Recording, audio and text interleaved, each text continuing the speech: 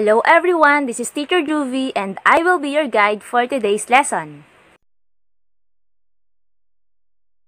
Our topic is about finding and solving routine and non-routine problems involving area of a given circle. Let's start the lesson with this problem. A street sweeper is working on his area when he noticed an open manhole. For the safety of the pedestrians, he knows that he must find a cover for the open manhole. He found an old manhole cover in their stack room that has a top surface area of 2,000 square centimeters. If the diameter of the open manhole is 50 centimeters, would the old manhole cover be useful? So let us find the answer. So here is how we solve the problem. To know if the street sweeper would be able to use the cover he found in their stack room, we have to compare the area of the open manhole to the area of the old cover. So paano natin yun gagawin?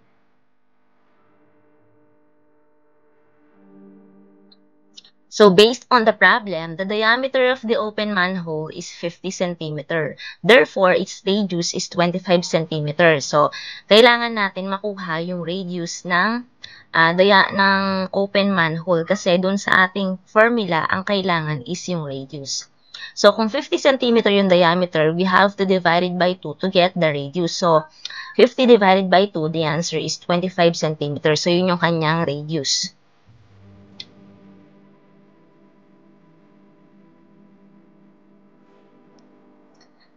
So, from the formula, ito yung ating gagamiting formula to find the area of the circle. A equals pi times R or A equals pi R squared. Yung R times R, in-express natin siya into exponential form, so kaya naging R squared. So, if the given radius na is 25 cm, we will substitute the given values to the formula to find the area of the circle.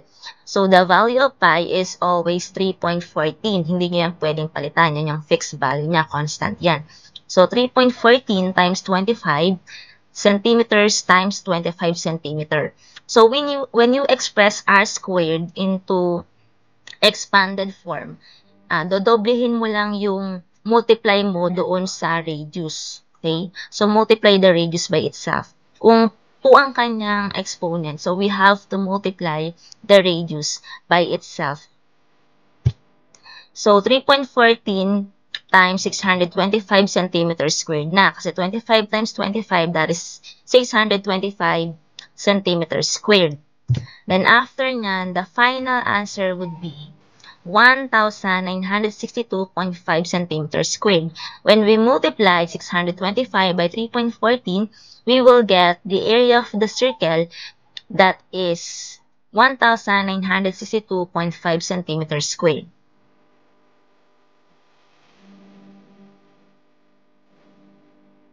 Since the area of the old manhole cover is 2,000 centimeters squared, it is obviously bigger than the open manhole. So, pwede pa nating magamit yung old manhole cover to cover the open manhole kasi ang nakuha nating area is 1,962 square centimeters. So, kasyang-kasya yung old manhole na nakuha niya dun sa stack room. So, for the meantime, pwede nating gamitin yung old cover manhole to cover the manhole para lang maiwasan natin ang aksidente. Okay, so let's study this figure. We have circle A. So in circle A, the black outline around the figure is what we measure when we want to know the circumference of the circle. Meanwhile, the space grid with lines is the area. So, again, kung naalala nyo, yung circumference natin, ito yung distance around the circle, diba? So, yun yung sinusukat natin. Ito yung black line. Black outline. Then, ito namang grid na nakikita nyo sa loob ng circle, yan yung ating area. So, yun yung hinahanap natin. So, iba yung formula in finding the circumference at iba rin yung formula sa pagkuha ng area ng circle. Okay, this time, we will derive the formula for the area of the circle. So, saan ba galing ang formula ng area ng circle? So, let's have this circle. So, meron tayong radius which stands for letter R.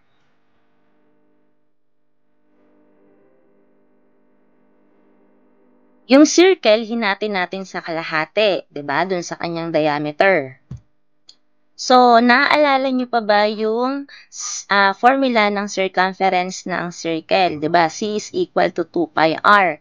So, pwede rin namang pi d. Since sa area ng circle, ang kailangan natin is radius, so ang gagamitin natin is yung C equals 2 pi r. So, yung C equals 2 pi r, i-divide natin to sa 2. Okay, so pag hinati natin sa 2, makakancel yung 2 dito. So, ang matitira na lang is pi r equals C over 2.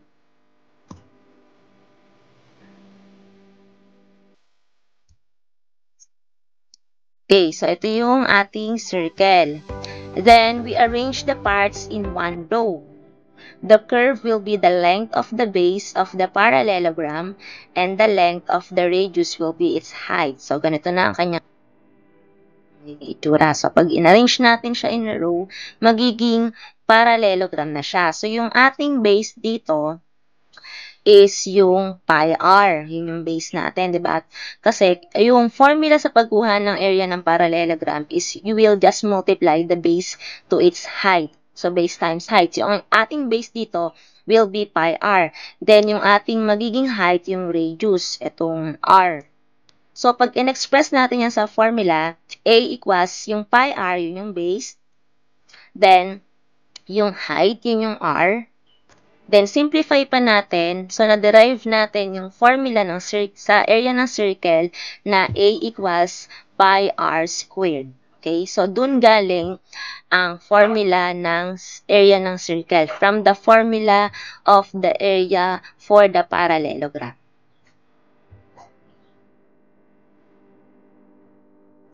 So, yung ating na-derive na formula for the area of the circle ay gagamitin natin to solve problems involving area of the circle. So, like this example, find the area of the circle with a radius of 6 meters. Okay, so kung i-illustrate natin siya, so ito yung ating circle, then it has a radius of 6 meters. So, our solution will be, with the use of the formula in finding the area of the circle, A equals pi r squared, then we will substitute the given value, which is the radius, to our formula. So, A equals 3.14, which is the value of pi, times 6 meters times 6 meters. So, in-expand natin yung r squared, naging 6 meters times 6 meters. Then, we will get the area for this circle. So, the value of the area will be 113.04 square meters. Again, tatandaan na kapag mag-express kayo ng final answer sa area, lagi tayong may square or SQ or pwede rin namang exponent na 2. Okay, another example. Find the area of the circle with a diameter of 10 cm. So, dito, given ang diameter. So, dahil sa area ng circle, ang involved is radius. So, we have to find first the radius. So, kunin natin ang diameter, which is 10 cm. So, para makuha natin ang radius, i-divide natin yung diameter by 2. So, r equals 10 divided by 2. Ang radius will be 5 cm. Then, pwede na natin siyang i-substitute sa formula ng area ng circle. Kasi, given na nakuha na natin yung value for the radius. Okay, so A equals 3.14 times 5 cm times 5 cm. So, our area will be 78.5 square centimeters. So, let's solve problems involving area of circle. A cow is tied to a peg using a 2.4 meter string. How large is the area within which the cow can roam and eat grass? So, we're going to find the area. So, our step here. So we're going to use Polya's four-step rule. So step 1, we have to understand first the problem by answering, what do I know? So ano yung alam mo? Yung alam natin is a cow is tied using a 2.4 meter string. So yung 2.4 meter string, siya yung magiging radius natin. So what is asked in the problem? The area that the cow can roam and eat grass. Then what are the given? The given are or is 2.4 meter string, which is actually the radius of the circular area. So yung sinabi ko, yung 2.4 meter string, yun yung pinaka-radius niya, yung cow, nakatali daw doon, gamit ang 2.4 meter string. So yun yung haba ng string.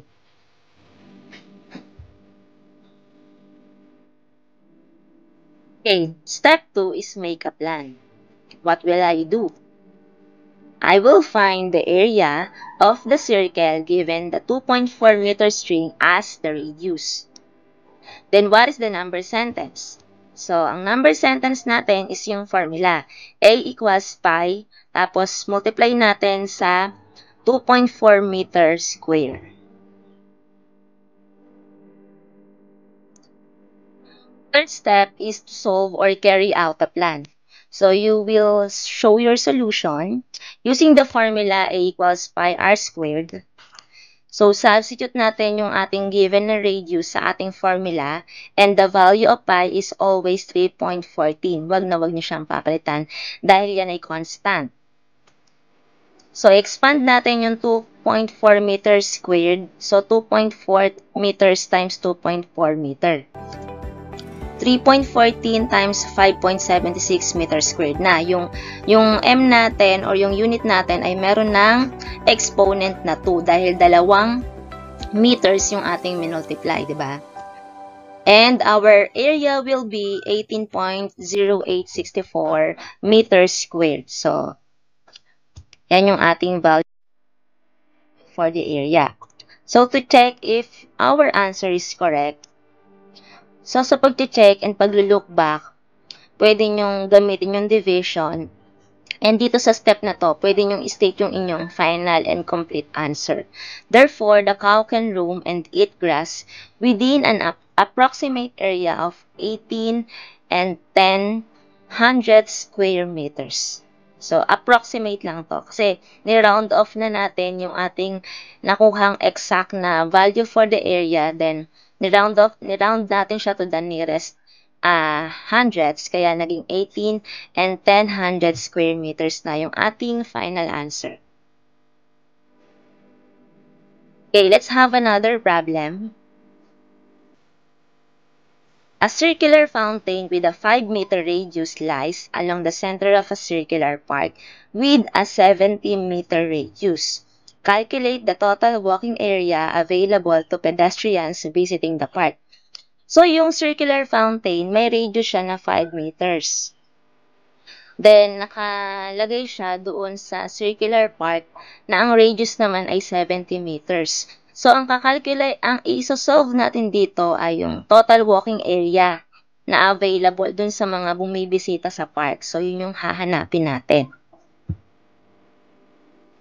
So, let's determine the given values sa problem. So, we have given na 5-meter radius, yun yung radius ng circular fountain. Tapos, given din yung radius ng circular park, which is 70 meters.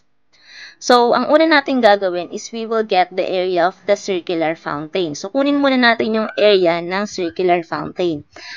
So, using the formula A equals pi r squared, then, substitute natin yung given radius sa formula. So, A equals 3.14 times 5 meters times 5 meters. Okay, so we will get the area for the circular fountain that is 78.5 square meters. Okay, so after getting the area of the circular fountain, kukunin naman natin ngayon yung area ng circular park. So again, using the formula A equals pi r squared, substitute the given radius to the formula, 3.14 times 70 meters times 70 meters. Expanded na yung ating r squared. And we will get the value for the area of the circular park, which is 15,386 square meters. Okay, so after natin makuha yung dalawang area, we will get the difference between the area of the circular park and the area of the circular fountain para mahanap natin yung area ng pwedeng lakaran ng mga pedestrian na bumibisita sa park. Kunin lang natin yung kanilang difference. So, 15,386 square meters, babawasan natin ng 78.5 square meters. So, we will get 15,307.5 square meters. At yan ang total walking area available to pedestrians visiting the park. So, ganun lang siya.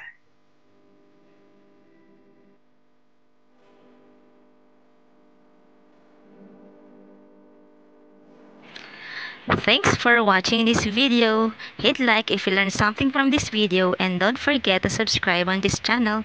Thank you so much.